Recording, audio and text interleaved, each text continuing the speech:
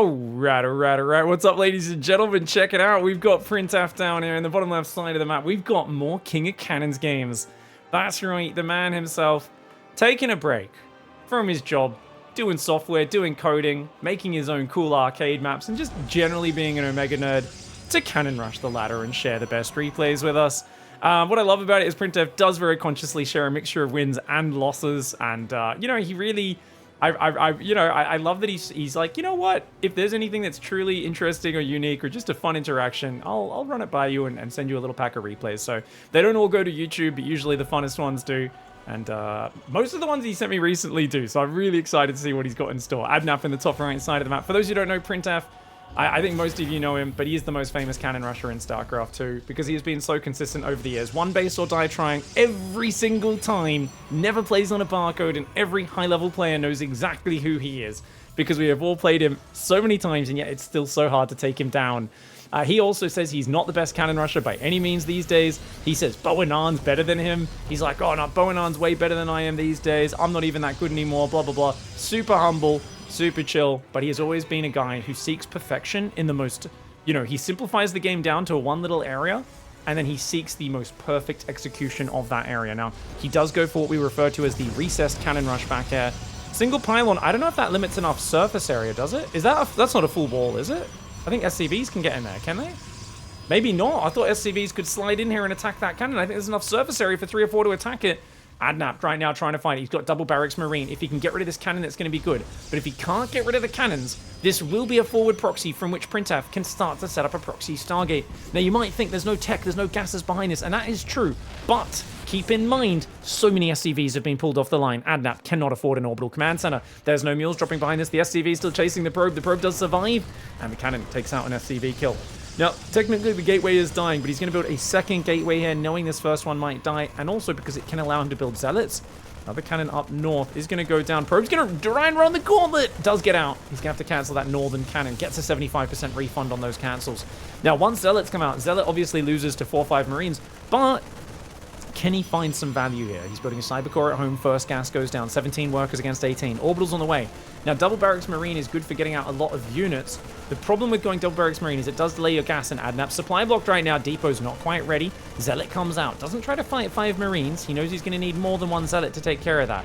But you can't really fight a cannon with unupgraded marines unless you have overwhelming numbers. Zealot's going to try to bypass and see if he can catch one of these rallying marines. Other gateways getting focused. I think printF might actually be kind of screwed here. Oh, he's going to go for a backup proxy over there. I think he thinks, okay, this one's definitely going to get cleared. Let's do a backup proxy on this side.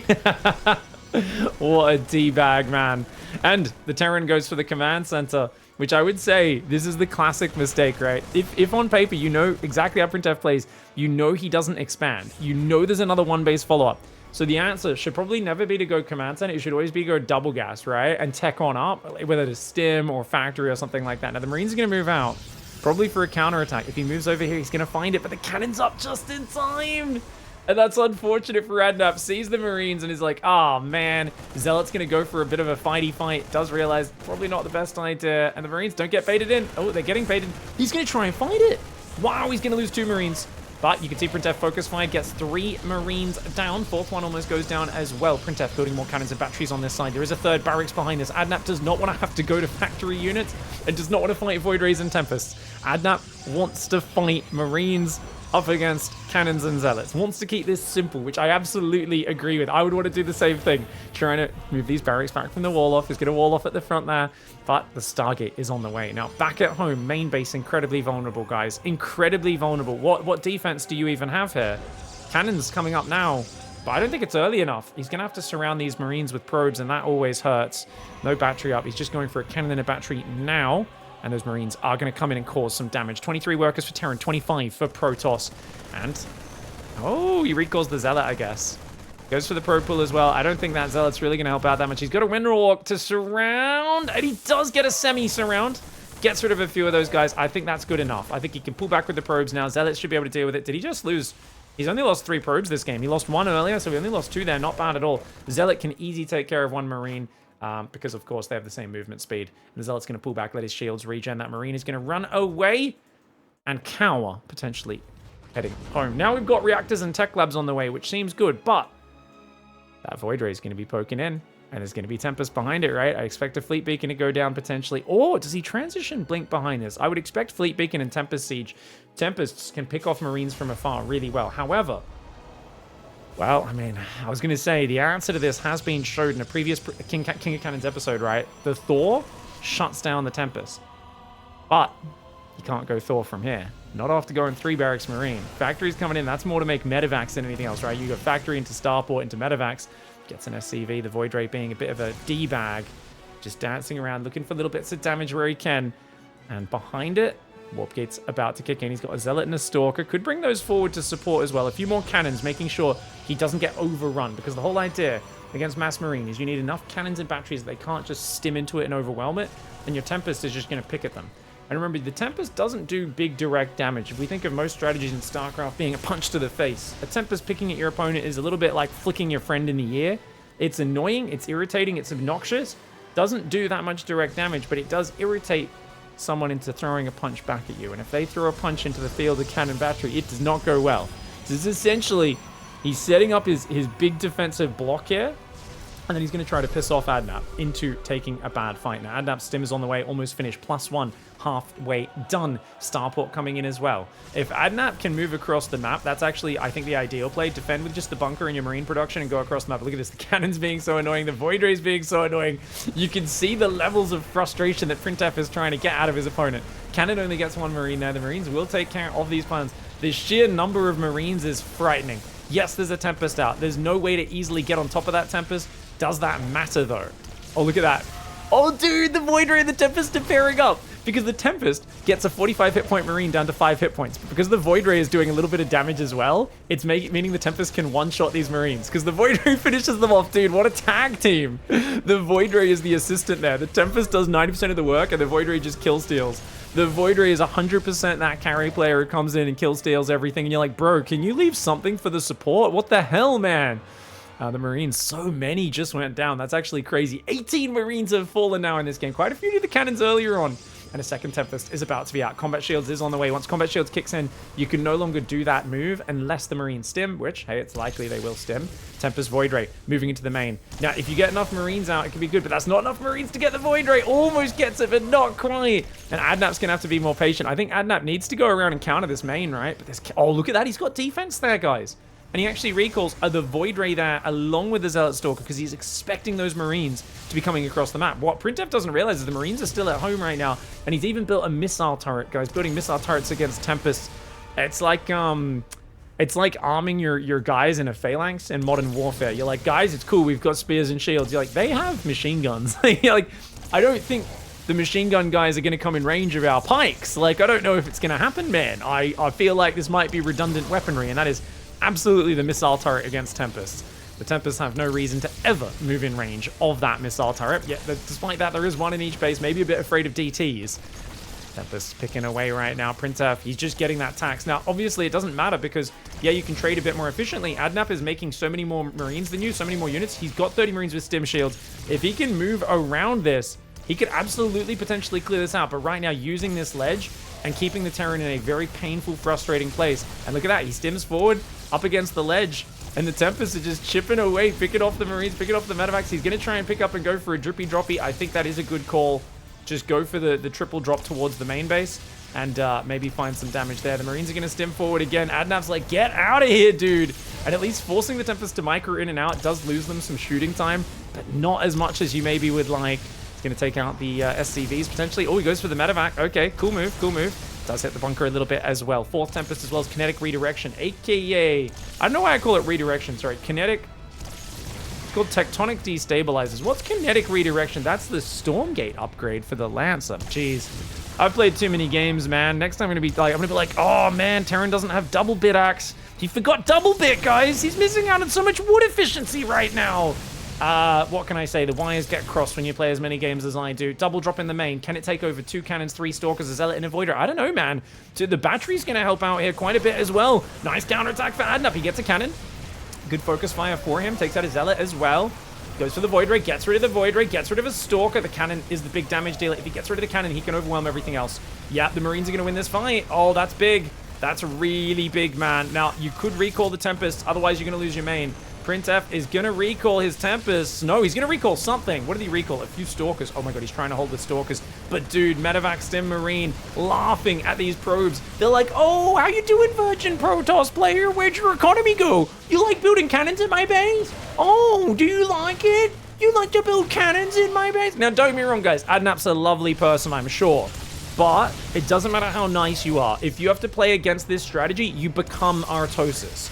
You know, it's the nicest Terran with a rosy smile. I admire my opponents. I really respect their skill. You play against this strategy, you instantly transform into a guy who's been raging at StarCraft 1 Protoss for 25 years.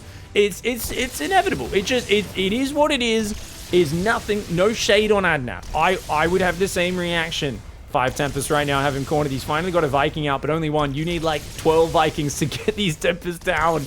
Without that, it's going to be tough. The Natural's dying. He's going to have to lift it and float it away, I think. Void Rays, oh, sorry. The Marine stim down. The Viking gets shut out. Oh, the cannon with detection range. I like that the Widowmine's trying to zone there, realizing, hey, you can't move any detection forward until you build an Oracle, but they just kind of take it to the chin. They don't care too much about a single shot. And back up to 7 probes behind this is Mr. printF. I believe, by the way, guys, I should have shared with you, the name of this game was, I think, Water Torture. And yeah, it is kind of like, you think water torture, like waterboarding someone or something. That sounds stupid. Like, how's that even that bad? Like, what? You're not even, like, chopping someone's, like, toenails off or anything. Like, there's not even a car battery attached to someone's nipples. Like, how is this that bad? But then you realize it's slow. It's a slow burn. And sometimes the slow burn torture methods are the most effective. And I think that's exactly what printF's whole strategy is here. He's like, it's not about killing you quickly, it's just popping those fingernails off one at a time until you beg for mercy. And that's essentially, I think, where Adnap's at right now, cornered with these Marines. And the Medevac's going to try and sneak out one more time. Command Center is trying to float away. Often if you do play this sort of style, I think one of the best things you can do is actually migrate your entire production away at some point and just avoid fighting front on, because printF's economy is still bad, right? In the open, you could still maybe take him out, but I think once your infrastructure is committed to your main base so close to the Tempest just always have this amazing attack angle. So there's an argument that your natural should already float out initially to like a 3rd or 4th base and go over there. Makes the game a little bit messier, but I think a messier game might be better for Stim Marines to catch these Protoss units in the open. Because right now, printF is just, oh my lord, oh my gosh. Well, sometimes the Torture Master does get a bit excited. Wait, that was a bait. Did he do that on purpose? Because the sentry was waiting. He wanted to force field him against the... He purposefully let him hit the Tempest. I was like, oh my god, I can't believe printF's getting cocky and screwing this up. He literally misclicked on purpose to try to bait it. And then he even hallucinates a Phoenix in. Oh, you bag? You bag of doodles, printF. You absolute bag of doodles. Guys. Oh my gosh. I mean, I used to really enjoy Mass Marine against these sort of builds, but I remember I decided if you do it, you never go starport. You just keep building barracks and Marines, and you at some point you just commit 100% and you stim on the cannons, and it either works or it doesn't work. Looking at the way printF sets it up, I don't think it would work. I don't think my old Mass Marine defense would work against the way he's doing this at all.